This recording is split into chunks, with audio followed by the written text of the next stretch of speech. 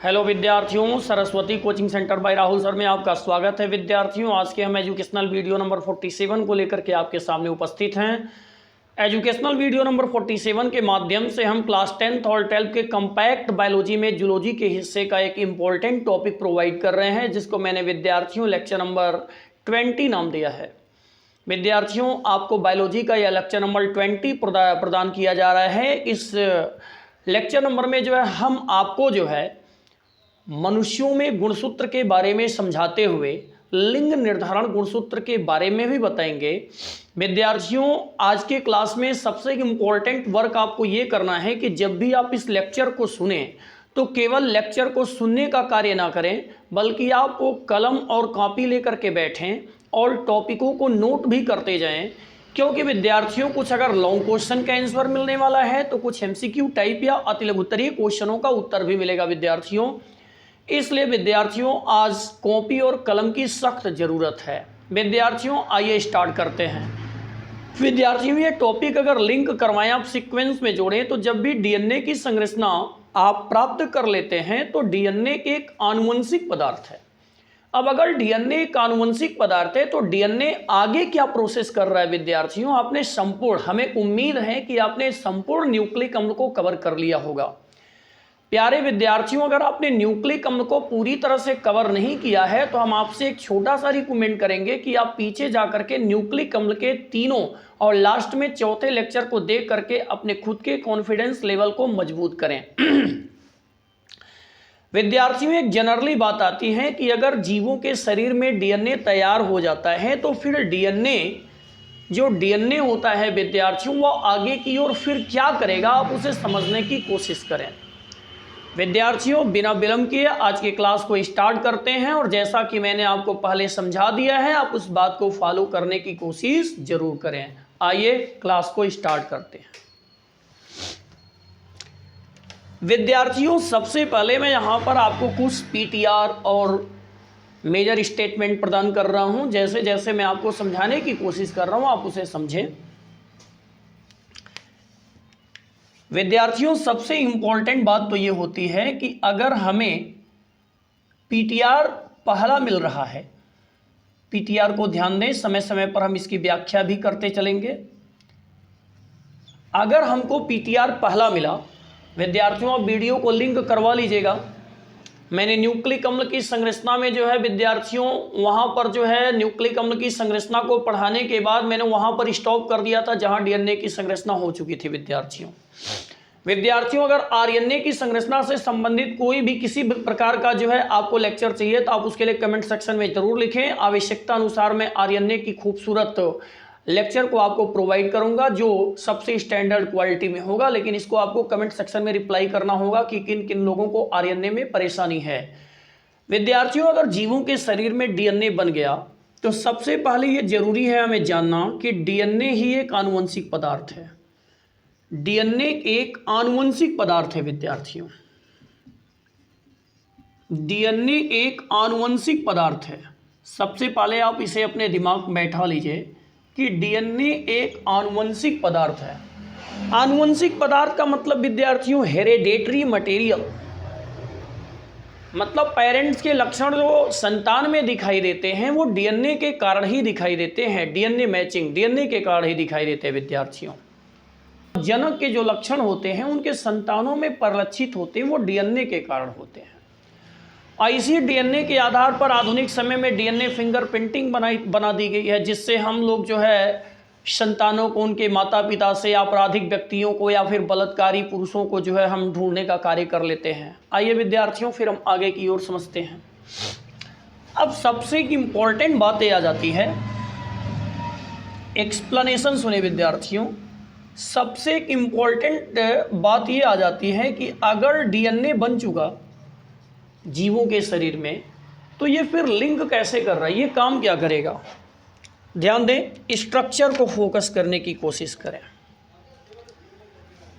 मान लिया विद्यार्थियों डीएनए बन चुका है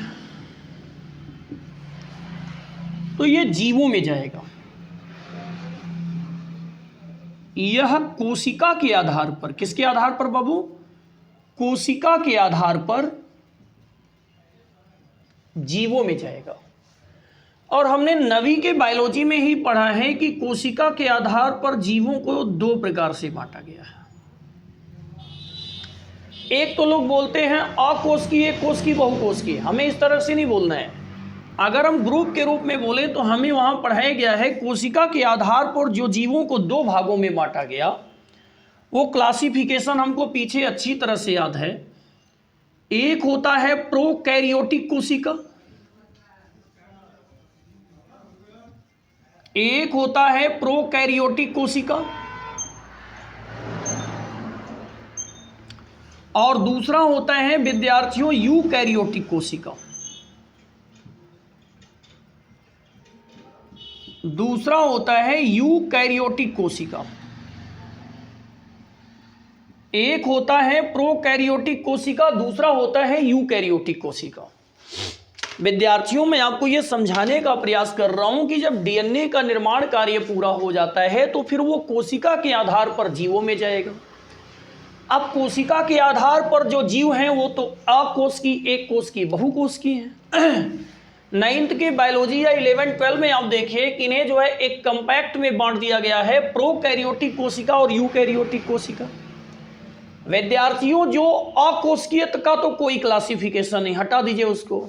जो एक कोशिकीय जीव हैं उनको रख दिया गया प्रोकैरियोटिक में, और जो बहुकोशिकीय जीव हैं उनको रख दिया गया यूकैरियोटिक में। मुझे आशा है कि आप इस चीज को समझेंगे। अब जो प्रोकैरियोटिक कोशिका है, पहले आपको प्रोकैरियोटिक कोशिका की कहानी समझाएं। प्रोकैरियोटिक कोशिका वाली कहानी समझने का प्रयास करें। प्रोकैरियोटिक कोशिका वाले जीवों में कौन आ गया? डीएनए।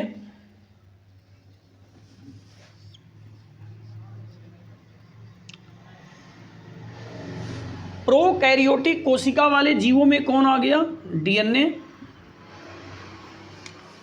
प्रोकैरियोटिक कोशिका वाले जीवों में कौन आ गया? डीएनए। और यही डीएनए जो है गुणसूत्र का रूप ले लेगा इनमें, माने क्रोमोसोम्स का रूप ले लेगा। और ये क्रोमोसोम्स का रूप लेने के बाद कोशिका द्रव्य में चला जाएगा।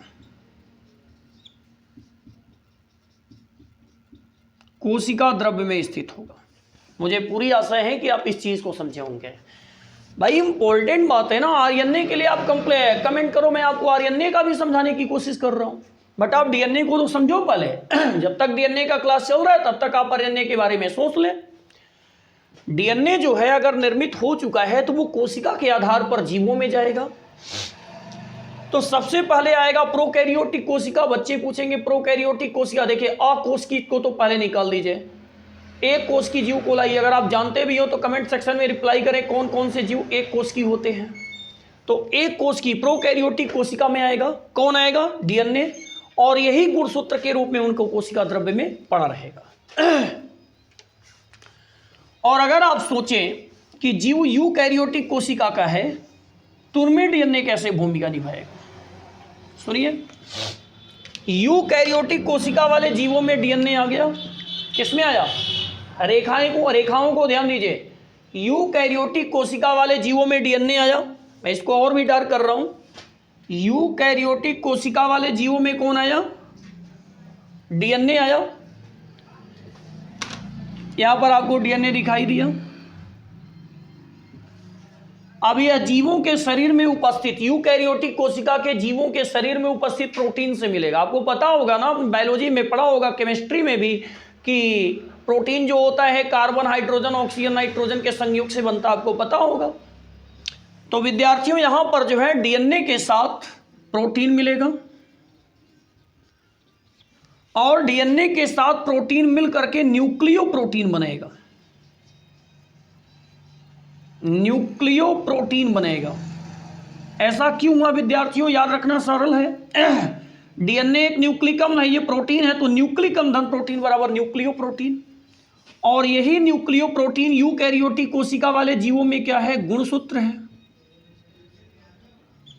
यही न्यूक्लियो प्रोटीन यूकैरियोटिक कोशिका वाले जीवों में क्या है? गुणसूत्र है, जिसको अंग्रेजी में आप क्या बोलते हो? क्रोमोसोम्स, और ये गुणसूत्र जब बन जाता है तो यूकैरियोटिक कोशिका वाले जीवों में जो है यह कोशिका द्रव्य के, कहाँ, कोशिका द्रव्य के केंद्रक में चला जाता है, केंद्रक में चला जाता है, कोशिका द्रव्य के केंद्रक में चला जाता है। विद्यार्थियों, मैं यूकैरियोटिक फिर से समझा रहा हूं। डीएनए बन गया, कोशिका के आधार पर अलग अलग जीवों में जाएगा। प्रोकैरियोटिक कोशिका में गया तो आप देख पा रहे हैं प्रोकैरियोटिक कोशिका में डीएनए जैसे पहुंचा तो वो गुणसूत्र के रूप में कोशिका द्रव्य में चला जाएगा। लेकिन अगर वही डीएनए यूकैरियोटिक कोशिका वाले जीवों में आया तो वो प्रोटीन के साथ मिलेगा। अब प्रोटीन के साथ मिलकर के न्यूक्लियो प्रोटीन बनाएगा और वही न्यूक्लियो प्रोटीन का जालक गुणसूत्र है, माने क्रोमोसोम्स है। और यह क्रोमोसोम्स फिर यूकैरियोटिक कोशिका वाले जीवों में बनने के बाद कोशिका द्रव्य के केंद्रक में चला जाएगा। मुझे पूरी आशा है विद्यार्थियों आप समझ पाए होंगे। अब प्यारे विद्यार्थियों, आप यहां पर बताने की कोशिश करें कि प्रोकैरियोटिक कोशिका वाले अगर जीव हैं तो उसमें केवल तो केवल डीएनए गुणसूत्र का कार्य करेगा और वो कोशिका द्रव्य में है। लेकिन अगर यूकैरियोटिक कोशिका वाले जीव हैं तो उसमें डीएनए प्रोटीन के साथ मिलकर न्यूक्लियो प्रोटीन का निर्माण कर रहा है और फिर वह गुणसूत्र के रूप में कोशिका द्रव्य के केंद्रक में है। विद्यार्थियों, मैं पहले आपको ये बता चुका हूं कि बहुकोशिकीय जितने जीव होते हैं वो यूकैरियोटिक अगर हैं, अगर वो यूकैरियोटिक माने गए हैं तो विद्यार्थियों आप फोकस करें, बहुकोशिकीय जीवों के शरीर में डीएनए कहाँ पाया जाता है, तो केंद्रक में पाया जाता है। इसीलिए विद्यार्थियों, मनुष्य का जो ब्लड होता है, ब्लड में आरबीसी जो होती है, आरबीसी में कभी भी डीएनए नहीं होता विद्यार्थियों, आरबीसी में कभी भी डीएनए नहीं होता। लेकिन अगर डब्ल्यूबीसी को निकाला जाए तो डब्ल्यूबीसी में डीएनए होगा। कारण क्या है, हम आपको जो है आगे ब्लड कंपोनेंट जब बताएंगे तो उसमें आप जानेंगे, क्योंकि डब्ल्यूबीसी में केंद्रक होते हैं और केंद्रक में ही डीएनए उपस्थित होता है। किसके साथ, प्रोटीन के साथ गुणसूत्र के रूप में। विद्यार्थियों, इस चीज को आप समझने की कोशिश करें, केंद्रक में डीएनए होता है। इसीलिए जो डीएनए होता है वो डब्ल्यूबीसी में होता है। अब कोई कहे मनुष्य के आरबीसी में डीएनए है, गलत बात है विद्यार्थियों। दूसरी सबसे इंपॉर्टेंट बात, इसी डब्ल्यूबीसी के कारण मनुष्य की त्वचा में, मनुष्य के बाल में इत्यादि जगह डीएनए स्पर्म पाए जाते हैं। विद्यार्थियों, अब अगर इस सीक्वेंस को मैं आगे बढ़ाऊं और आगे समझाने की कोशिश करूं तो ध्यान से सुनिएगा। इस स्टेप का स्क्रीनशॉट लीजिए आप, फिर मैं इस केस को आगे बढ़ा रहा हूं। विद्यार्थियों, आपने पीटीआर नंबर 1 से इस चीज को प्राप्त कर लिया है कि अगर डीएनए यूकैरियोटिक कोशिका वाले जीवों में गया तो डीएनए उनके प्रोटीन के साथ मिलकर न्यूक्लियो प्रोटीन बनाएगा और वही न्यूक्लियो प्रोटीन गुणसूत्र अर्थात क्रोमोसोम्स है। अब विद्यार्थियों, सबसे इंपॉर्टेंट बात है कि अगर ये गुणसूत्र है तो ये गुणसूत्र जो है यूकैरियोटिक कोशिका वाले जीवों में जो है कोशिका द्रव्य के केंद्रक में जाकर के उपस्थित हो जाएगा।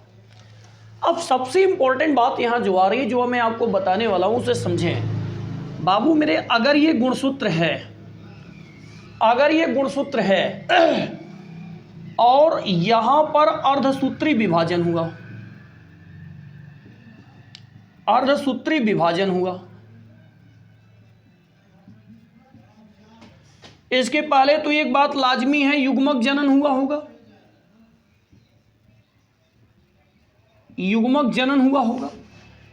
युग्मक माने गैमेट्स, गैमेट्स बनेंगे तब ना जाइगोट बनेगा। युग्मक जनन हुआ होगा, अर्धसूत्री विभाजन हुआ। अर्धसूत्री विभाजन के बाद नर युग्मक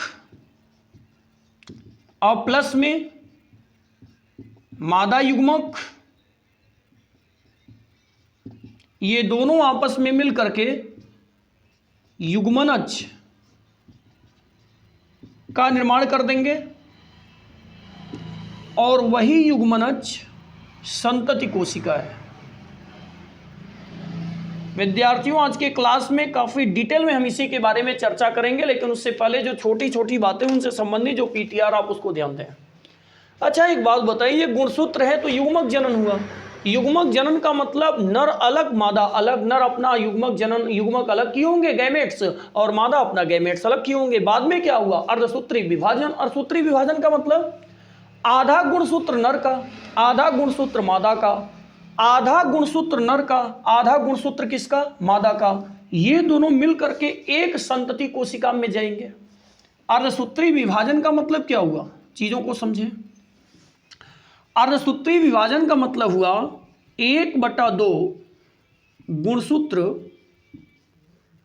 नर प्लस में 1/2 गुणसूत्र 1/2 गुणसूत्र मादा, ये दोनों आपस में गए होंगे और फिर जा करके इससे जायगोट माने नीचे मैंने लिखा युग्मनज बना, युग्मनज का निर्माण हुआ। और यही युग्मनज क्या है हमारे लिए? संतति कोशिका है, संतति कोशिका है। अच्छा, तो आप यहां पर सबसे महत्वपूर्ण बात यह बताएं कि जो ये अर्धसूत्री विभाजन आपको दिखाई दे रहा है, अर्धसूत्री विभाजन, इसमें भाग कौन लिया? युग्मक जनन, माने नर युग्मक और मादा युग्मक। तो इसका मतलब गुणसूत्र भाग ले रहा है। युग्मक जनन के प्रोसेस में या फिर अर्धसूत्री विभाजन में कौन भाग ले रहा है? तो एक ही उत्तर है, गुणसूत्र भाग ले रहा है। गुणसूत्र किससे मिलकर बना हुआ है? गुणसूत्र मिलकर बना हुआ है प्रोटीन और डीएनए से। गुणसूत्र किससे मिलकर बना हुआ है? गुणसूत्र बना हुआ है प्रोटीन प्लस डीएनए से मिलकर। यानी अगर अर्धसूत्री विभाजन के समय गुणसूत्र हाफ ऑफ में डिवाइड हो रहा है तो इसका मतलब गुणसूत्र के माध्यम से संतान में डीएनए जा रहा है। अगर संतति कोशिका के निर्माण में गुणसूत्र भाग ले रहा है, चूंकि गुणसूत्र मिलावटी है किसका? डीएनए प्लस प्रोटीन का, तो गुणसूत्र के माध्यम से कौन जा रहा? डीएनए। संतति कोशिका के निर्माण में गुणसूत्र भाग ले रहे हैं, आधा गुणसूत्र नर आधा गुणसूत्र मादा, ये दोनों गैमेट्स के रूप में मिलकर जाइगोट बना रहे हैं, वो जाइगोट संतति कोशिका है। अब अगर गुणसूत्र किसी कार्य में भाग ले रहा है तो एक सिंपल बात है, उस कार्य में डीएनए भी भाग लेगा। जैसे मान लीजिए साइकिल जा रही है तो खुद से तो जा नहीं सकती, मतलब खुद जा रही है तो उसके साथ हम भी जा रहे हैं, तो वो तो पहुंची है, साथ ही साथ उसके माध्यम से हम भी पहुंच गए, तो हमको पहुंचाने वाली कौन हुई? साइकिल। इसी प्रकार से डीएनए खुद तो जा नहीं सकता, लेकिन उसको ले जाने वाला कौन हुआ? गुणसूत्र। अगर ले जाने वाला गुणसूत्र हुआ तो एक बात आज के क्लास में फोकस कर लीजिए कि गुणसूत्र ही आनुवंशिक पदार्थ अर्थात डीएनए का वाहक होता है। विद्यार्थियों, क्लास में पीटीआर 2 नोट किया जाए, जो काफ़ी समझाने बुझाने के बाद मैं समझाया। पीटीआर 2 नोट किया जाए और पीटीआर 2 आज के क्लास में ये है,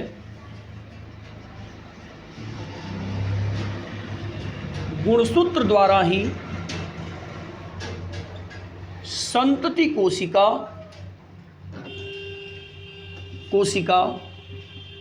प्राप्त होती है, अतः गुणसूत्र के माध्यम से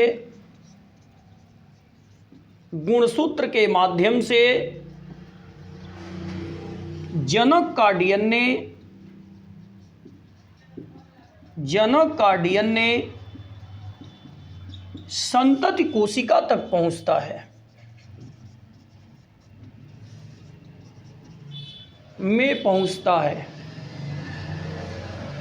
इसी कारण से विद्यार्थियों, टॉप क्लास की बात बताएं जो रटने के लायक नहीं है, पहुंचता है। इसी कारण से गुणसूत्र को आनुवंशिक पदार्थ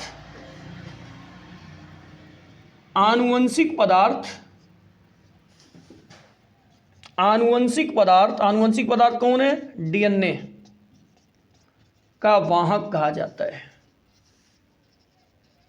जैसे हमारा वाहक साइकिल या गाड़ी, वैसे डीएनए का वाहक कौन हुआ? गुणसूत्र। गुणसूत्र जाएगा तो डीएनए भी जाएगा। इसका मतलब जनक से संतति कोशिका जब बनती है तो वहां पर जो है गुणसूत्र के माध्यम से डीएनए जाता है, तो गुणसूत्र डीएनए का क्या है? वाहक है। ये बात आपको समझ में आई होगी। आप इस स्टेप का स्क्रीनशॉट लीजिए, फिर मैं आपको इंपॉर्टेंट बातें आगे की ओर बताता हूं। अब विद्यार्थियों, जब आनुवंशिक पदार्थ के वाहक की जानकारी हो गई कि मतलब आनुवंशिक पदार्थ का वाहक कौन है, तो लास्ट में निष्कर्ष निकला गुणसूत्र है। तो इसके संदर्भ में हमारे एक वैज्ञानिक थे जिनसे संबंधित नोट्स को मैं 2 नंबर में दे रहा हूं। आनुवंशिकी के गुणसूत्र सिद्धांत आनुवंशिकी के गुणसूत्र सिद्धांत का प्रतिपादन सन 1900 ईस्वी में, ठीक मेंडल वाली है ये, 1900 में मेंडल के नियम का पुनः प्रतिपादन भी हुआ। आनुवंशिकी के गुणसूत्र सिद्धांत का प्रतिपादन सन 1900 में वैज्ञानिक वाल्टन एस सटन ने किया था।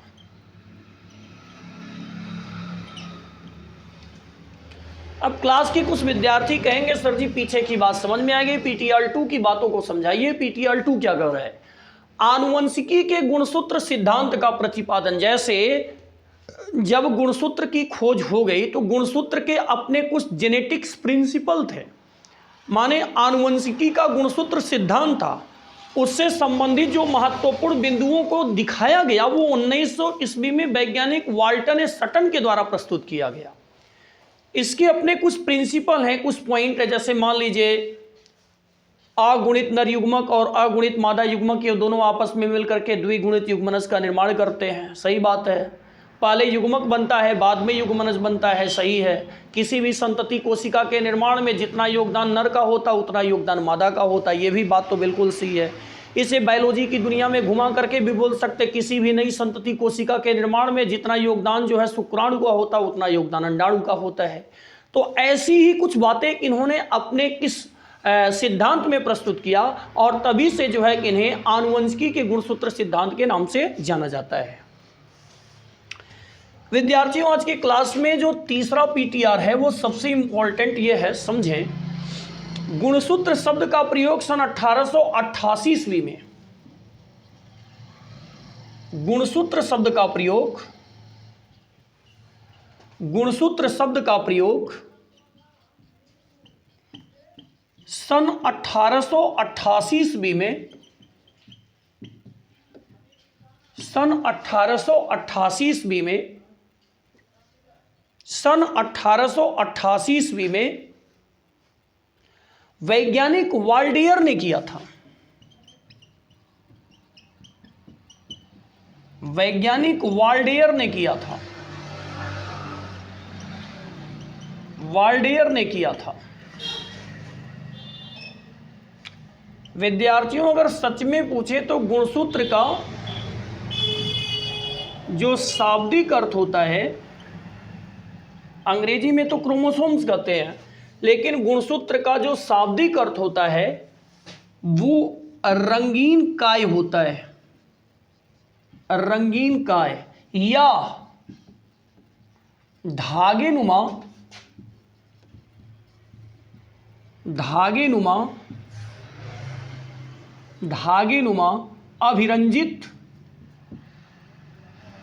अभिरंजित संरचना होती है।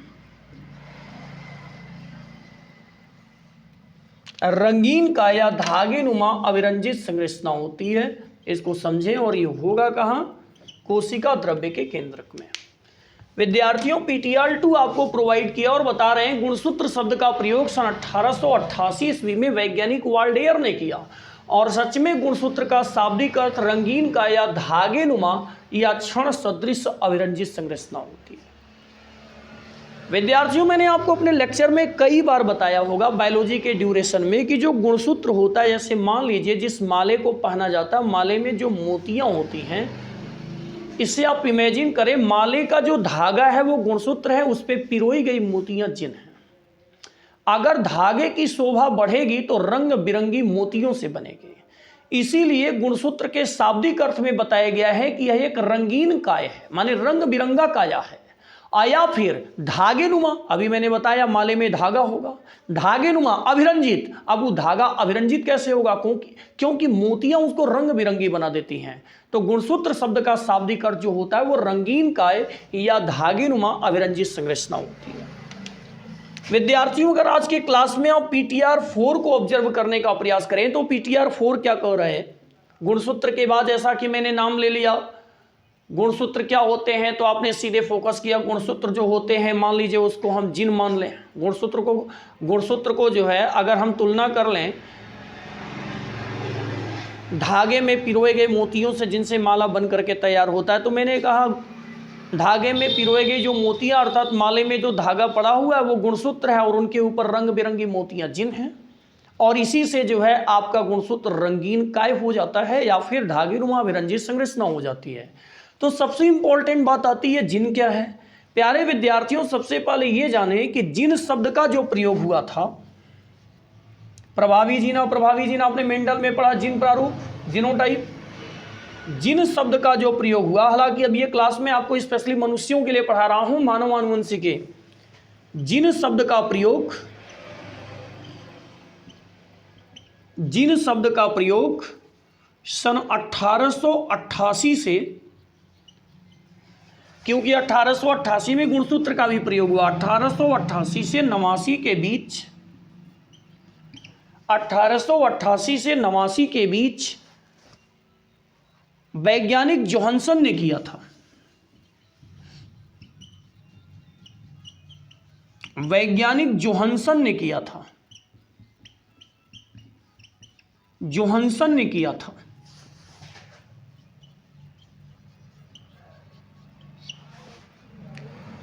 अगर आपसे कोई पूछे जिन का अर्थ बताइए तो आप बताइएगा जिन का तात्पर्य, जिन का तात्पर्य ठीक वही है जिस प्रकार से धागे में पिरोई हुई मोतियां होती हैं, मोतियां होती हैं। फोकस करें इसको। अगर आपसे कोई पूछ ले जिन का क्या तात्पर्य है, तो जिन का तात्पर्य आप उसको सटीक बताइए कि हमारा जिन का तात्पर्य वही है जिस प्रकार से धागे में पिरोई हुई क्या होती है। अगर माला है तो माले में धागा गुणसूत्र है और उसमें पिरोई हुई मोतियां क्या है, जिन है। हमने पढ़ा है कि यह प्रभावी भी हो सकता और अप्रभावी भी हो सकता है। विद्यार्थियों, हमें पूरी उम्मीद है कि आप यहां तक की कहानी को समझ चुके होंगे। अब हम आगे की ओर चलते हैं। आप इस स्टेप का स्क्रीनशॉट लीजिए। अब विद्यार्थियों, मानव आनुवंशिकी के इस स्टेप पे अपने टॉपिक की ओर धीरे धीरे बढ़ते हैं, क्योंकि हम ये जान लिए कि डीएनए अगर बन गया तो उसके बाद वो क्या करेगा, फिर गुणसूत्र कहाँ से आ गया, गुणसूत्र के बाद फिर मैंने जिन जाना। अब बहुत सारे एमसीक्यू टाइप और अति लघुत्तरीय प्रश्नों के उत्तर पे भी हम फोकस कर रहे हैं। आज हमारे क्लास का उद्देश्य यही है। आगे की ओर हम आपको डिटेल बनाएंगे। वीडियो को स्किप मत करिएगा या फिर लेफ्ट करने की कोशिश ना करें। विद्यार्थियों, पीटीआर 5 जो आपको प्रोवाइड कर रहे हैं वो टॉपिक रिलेटेड है। जैसे मान लीजिए टॉपिक हमारा क्या है, मनुष्यों में गुणसूत्र, इसकी जानकारी हो चुकी है। अब लिंग निर्धारण गुणसूत्र की ओर पहुंचते हैं। विद्यार्थियों, अगर हम मनुष्यों में लिंग निर्धारण गुणसूत्र पे विचार करें तो इसका पहले इंट्रोडक्शन लीजिए। लिंग निर्धारण गुणसूत्र की खोज, लिंग निर्धारण गुणसूत्र की खोज, लिंग निर्धारण गुणसूत्र की खोज सन 1905 ईस्वी में, 1905 ईस्वी में स्टीवेंस एवं विल्सन नाम के वैज्ञानिकों ने किया था। विल्सन नाम के वैज्ञानिकों ने किया था। विल्सन नाम के वैज्ञानिकों ने किया था।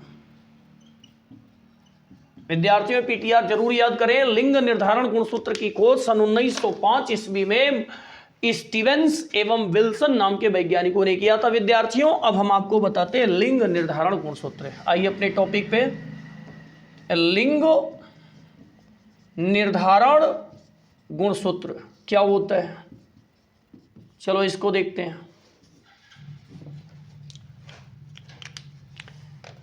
ऐसा गुणसूत्र जो आने वाले संतति कोशिका के लिंग को निर्धारित करती है, लिंग निर्धारण गुणसूत्र कहलाती है। ऐसा गुणसूत्र जो आने वाले संतति कोशिका संतति कोशिका के लिंग को निर्धारित करती है, लिंग को निर्धारित करती है, लिंग को निर्धारित करती है, लिंग निर्धारण गुणसूत्र कहलाता है।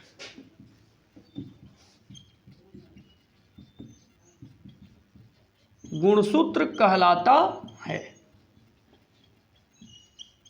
क्लियर? ऐसा गुणसूत्र जो आने वाली संतति कोशिका के लिंग को निर्धारित करने का कार्य करती है, लिंग निर्धारण गुणसूत्र कहलाती है। आप इस बात को समझिए विद्यार्थियों। अब ये केस आगे की ओर बहुत ज्यादा ग्रो करेगा। आप इस चीज को समझें और इसे समझने के साथ साथ हर एक स्ट्रैटेजी को फॉलो करें ताकि चीजें आपके समझ में आ सकें। आइए समझाते हैं विद्यार्थियों। सबसे पहले आज के क्लास में एक सामान्य बात याद रखिएगा। जब भी बात आए गुणसूत्र की, जब भी बात आए गुणसूत्र की, मतलब क्रोमोसोम्स की, क्रोमोसोम्स की, तो आप इसके लिए मेरी तरफ से एक फार्मूला याद रखिए। जब भी बात आए गुणसूत्र की विद्यार्थियों, सबसे इंपॉर्टेंट बात आप ये ध्यान दीजिएगा, किसी भी जीव में गुणसूत्रों की संख्या 2 या 2 से अधिक होती है। जीवों के शरीर में गुणसूत्रों की संख्या 2 या 2 से अधिक होती है और यह हमेशा जोड़ों में होती है। जोड़ों में होने के कारण यह संख्या, जोड़ों में होने का कारण यह सम संख्या में होनी चाहिए, विषम संख्या में नहीं होनी चाहिए। आप फोकस करें। किसी भी जीव के शरीर में गुणसूत्र की संख्या 2 या 2 से अधिक होती है और यह सदैव जोड़े में होनी चाहिए, क्योंकि गैमेट्स बनता है ना युग्मक, तो इसलिए जोड़ा होना चाहिए।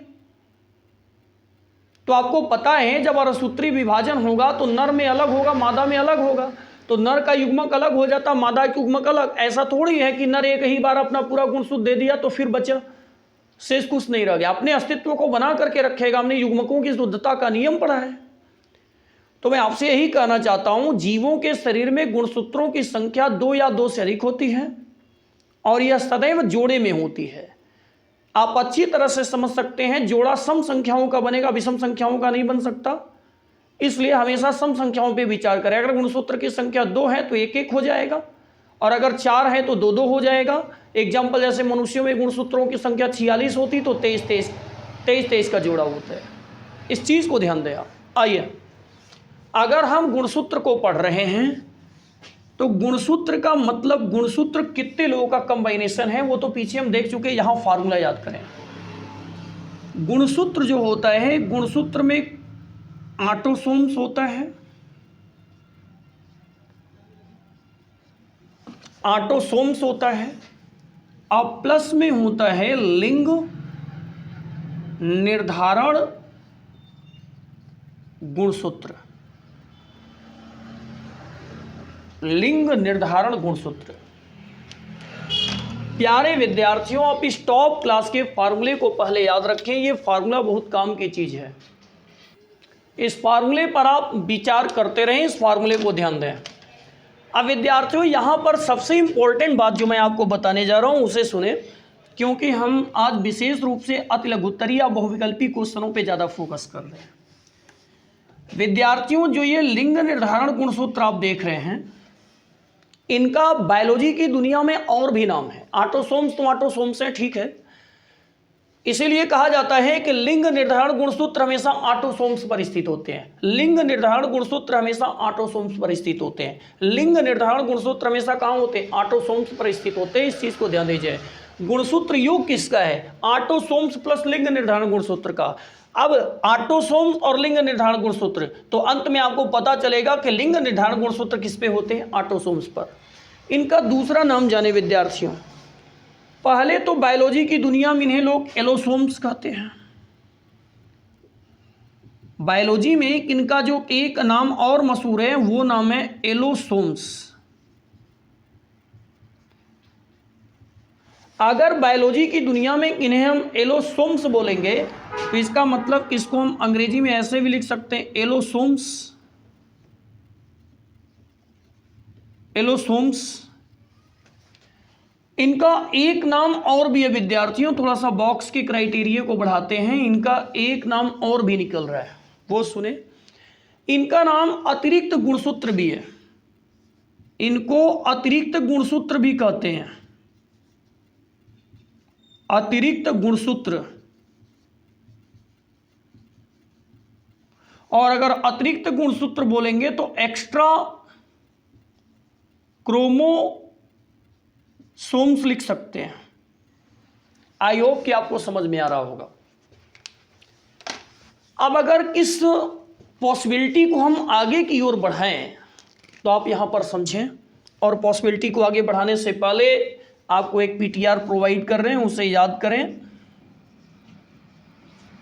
पीटीआर 6 है।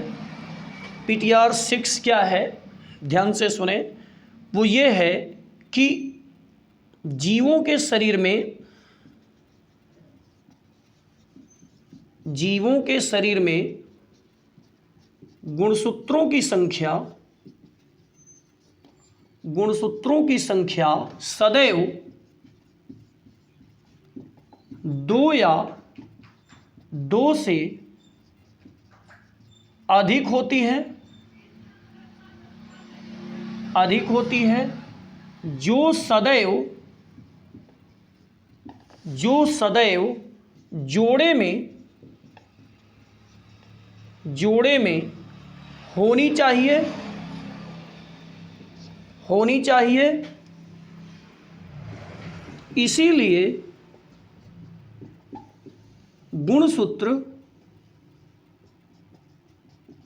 गुणसूत्र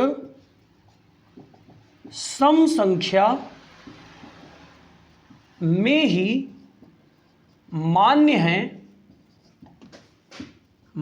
है, विषम संख्या में नहीं, क्योंकि इनका पेयर बनेगा ही नहीं, विषम संख्या में नहीं। इस टॉपिक के संदर्भ में मैं आपको एक एग्जाम्पल दे रहा हूं। एज है मानवानुवंशिकी, मनुष्य के बारे में चर्चा करते हैं। मनुष्यों में गुणसूत्रों की संख्या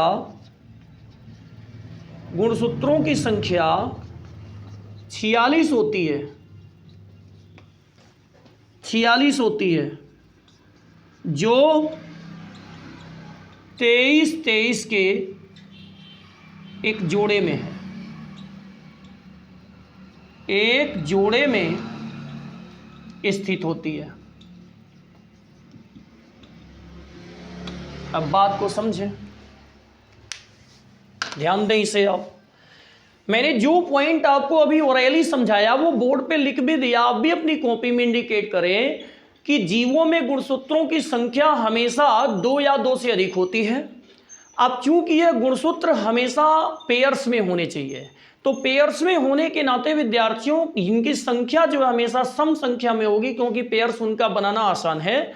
मैंने आपको एक एग्जांपल भी दिया कि मनुष्यों में गुणसूत्रों की संख्या 46 है। आप कमेंट सेक्शन में लिखिए ना कि 46 क्या है, इवन नंबर या ओड नंबर, सम संख्या विषम संख्या, और ये 23 के जोड़े में हो गई।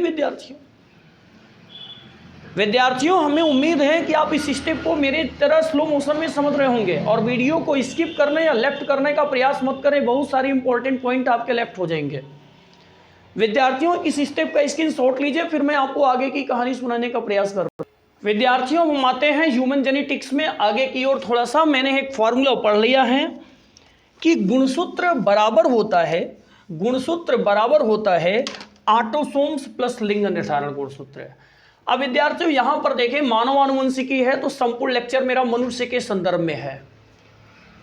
विद्यार्थियों हमने अभी पढ़ा है कि मनुष्यों में गुणसूत्रों की संख्या 46 होती है। अगर ये 46 है तो इसमें कितने ऑटोसोम्स हैं, कितने लिंग निर्धारण गुणसूत्र हैं? अगर ये 46 में 44 और प्लस का XX है, अगर ये 46 में 44 और प्लस का XY है। विद्यार्थियों इस टॉप क्लास के बाद को अब सुनने का प्रयास करें, रियल में अब जाकर के ह्यूमन जेनेटिक्स में आपने एंट्री ली है। यदि विद्यार्थियों गुणसूत्र 46 44 प्लस XX में डिवाइड, अब देखिए गुणसूत्र का फॉर्मूला है ऑटोसोम्स प्लस लिंग निर्धारण गुणसूत्र, तो सबसे ज्यादा संख्या किसकी होती है? ऑटोसोम्स की। लिंग निर्धारण गुणसूत्र की संख्या हमेशा क्या होती? कम। इसीलिए कहा जाता है लिंग निर्धारण गुणसूत्र हमेशा ऑटोसोम्स पर स्थित होते हैं। प्यारे विद्यार्थियों, अगर हम यहां पर थोड़ा सा मेंडल की शब्दावली से कंपैरिजन करें तो मान लीजिए एक पल के लिए मान लीजिए कि यह जीन के बराबर है। एक पल के लिए मान लीजिए कि यह जीन के बराबर है।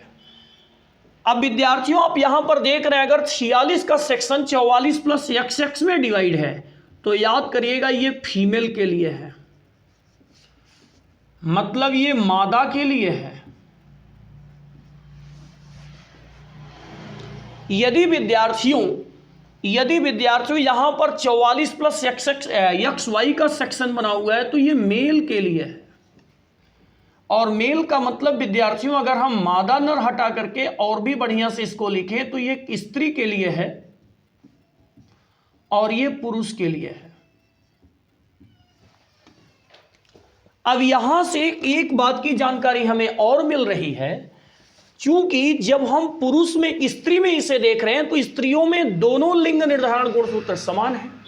और अगर दोनों लिंग निर्धारण गुणसूत्र समान हैं और बायोलॉजी के मेंडल की शब्दावली से अगर कंपैरिजन करें तो दोनों यक्ष हैं। जब युग्मक में बने दोनों जिन एक जैसे होते हैं तो उन्हें समयुग्मजी कहते हैं। तो एक बात यहां फिक्स हुआ कि ये हमें समयुग्मजी परिलक्षित हो रही इस समय, और अगर ये ऐसा है तो ये हमको इस समय विषम युग्मजी परिलक्षित हो रही है,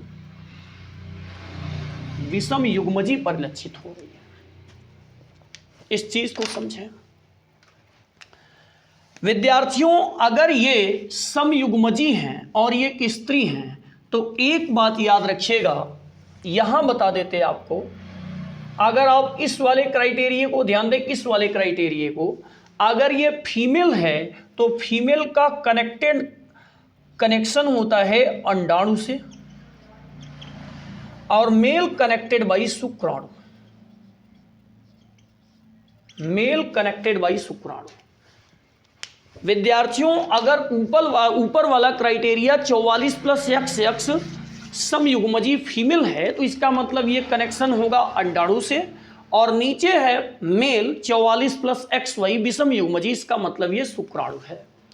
अब सबसे इंपॉर्टेंट बात आती है कि स्त्री में जो युग्मक हमें दिख रहा है लिंग निर्धारण गुणसूत्र वो तो सेम है, लेकिन मनुष्य में XY है। तो यहां मतलब पुरुष में XY है। अगर यहां पर हम पूरी तरह से फोकस करके देखें तो एक बात स्पष्ट रूप से आती है, 44 प्लस XY होने के कारण ही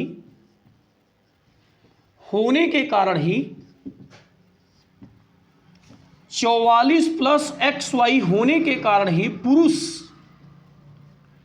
संतति कोशिका के लिंग निर्धारण में महत्वपूर्ण भूमिका निभाता है। इसे ध्यान दीजिए, महत्वपूर्ण भूमिका निभाता है। समझिए चीजों को। आपने गुणसूत्र का एक फार्मूला पढ़ा, ऑटोसोम्स प्लस लिंग निर्धारण गुणसूत्र। मैंने कहा गुणसूत्रों की संख्या मनुष्यों में 46 होती है। अगर इसमें 44 प्लस XY है या फिर 46 बराबर 44 प्लस XX है, जिस समय 44 प्लस XX है उस समय फीमेल है, जिस समय 44 प्लस XY है उस समय मेल है।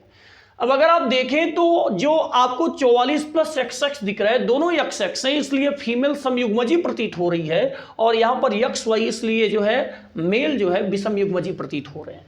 अब चूंकि मेल विषम युग्मजी मतलब इसमें दोनों जिन जो आपको दिखाई दे रहे हैं लिंग निर्धारण गुणसूत्र ये अलग अलग टाइप के दिखाई दे रहे हैं, तो हम ये पक्का बोल सकते हैं कि 44 प्लस XY होने के कारण पुरुष जो है संतति कोशिका के निर्माण में, माने आने वाला संतान कैसा होगा उसके निर्माण में सबसे महत्वपूर्ण भूमिका निभाता है।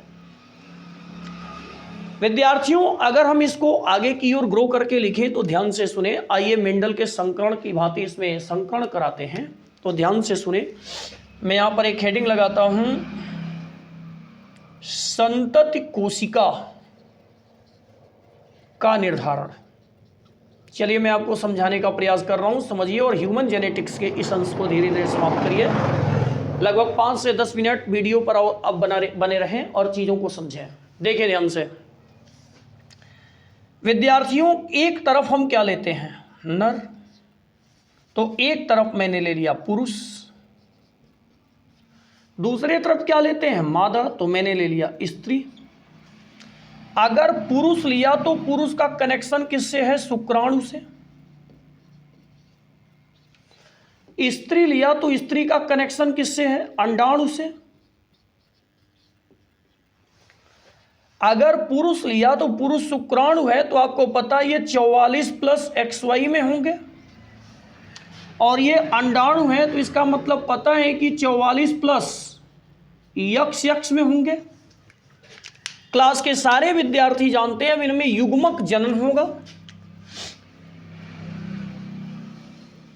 युग्मक जनन होगा मतलब सबसे पहले आप इसमें अर्धसूत्री विभाजन करवाएंगे, ये गुणसूत्र डिवाइड होंगे, और अगर ये गुणसूत्र डिवाइड होंगे तो फिक्स है 22 प्लस X का एक पेयर बनेगा और 22 प्लस X का एक पेयर बनेगा। आप यहां पर लिख सकते हैं कि युग्मक जनन हो रहा है। युग्मक जनन किसमें, अर्धसूत्री विभाजन। युग्मक जनन हुआ मतलब गैमेट्स बन गए। यहां पे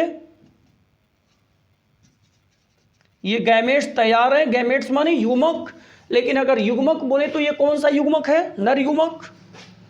ऐसे आपको अच्छी तरह से मालूम है गैमेट्स यहां भी बनेंगे, और अगर ये गैमेट्स बन रहे हैं तो एक बात पक्का है विद्यार्थियों, यहां पर ध्यान दें 22 प्लस X एक Y है तो 22 प्लस Y हो जाएगा, और यहां पर साफ है कि 22 प्लस X बनेगा तो दूसरा भी क्या बनेगा, 22 प्लस X। क्या बना, ये युग्मक जनन हुआ अर्धसूत्री विभाजन द्वारा।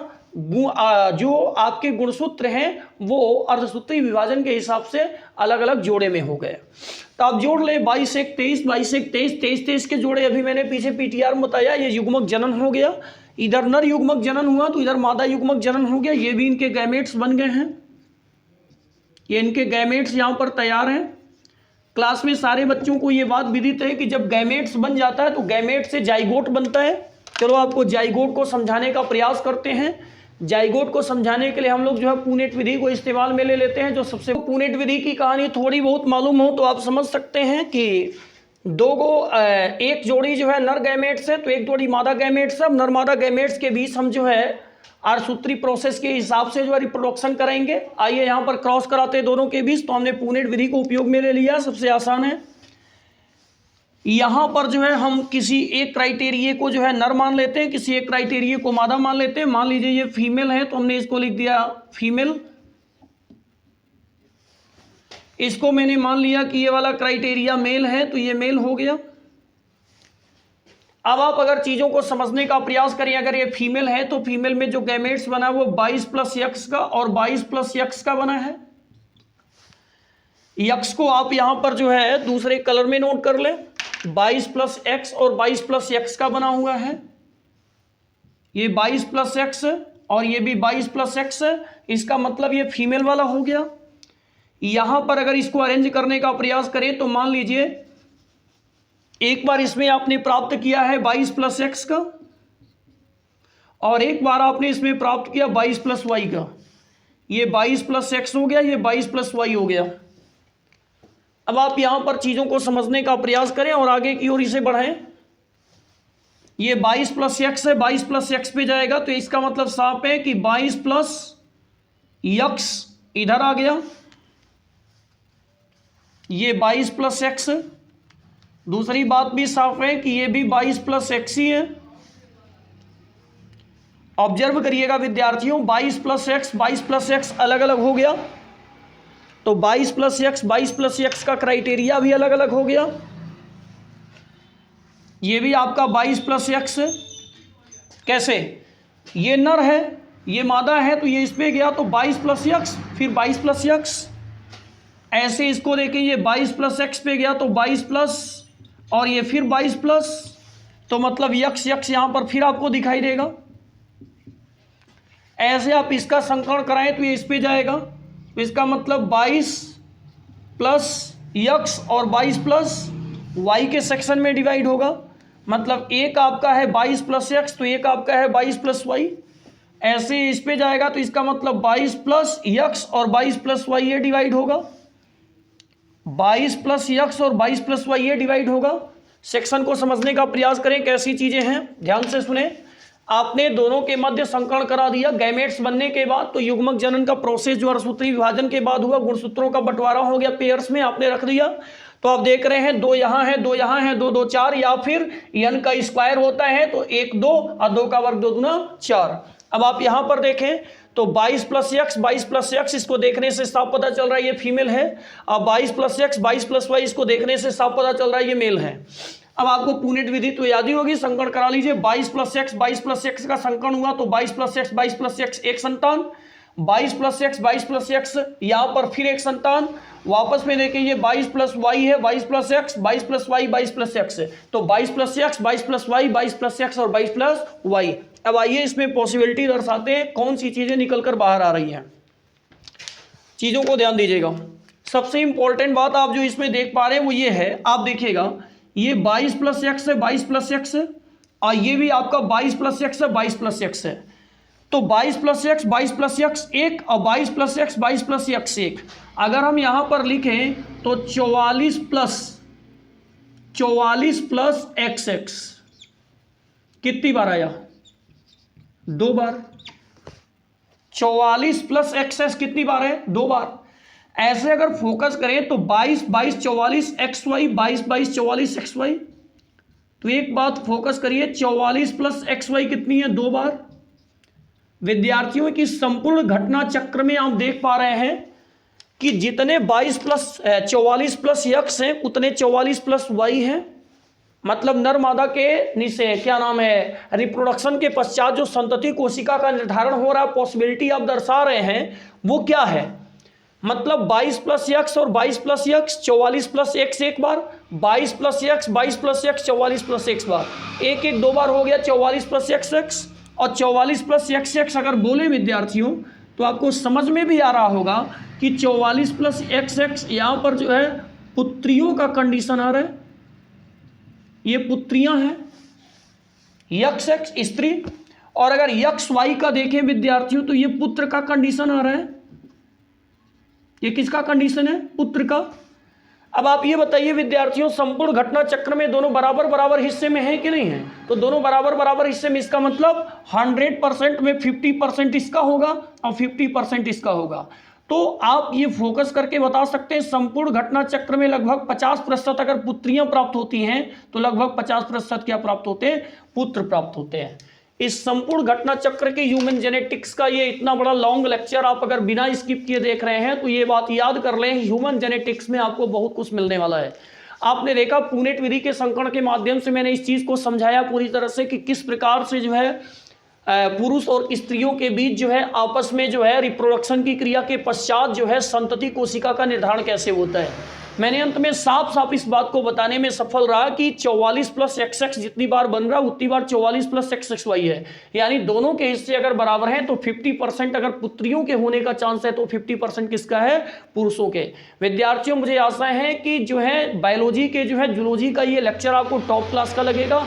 विद्यार्थियों इस वीडियो को ज़्यादा से ज़्यादा शेयर करिएगा, इसको लाइक कमेंट भी करें और हो सके तो अपने दोस्तों से चैनल सब्सक्राइब करने के लिए भी बोलें। शेष के लिए मिलते हैं अपने नेक्स्ट स्टेप में, तब तक के लिए धन्यवाद। Thank you for watching.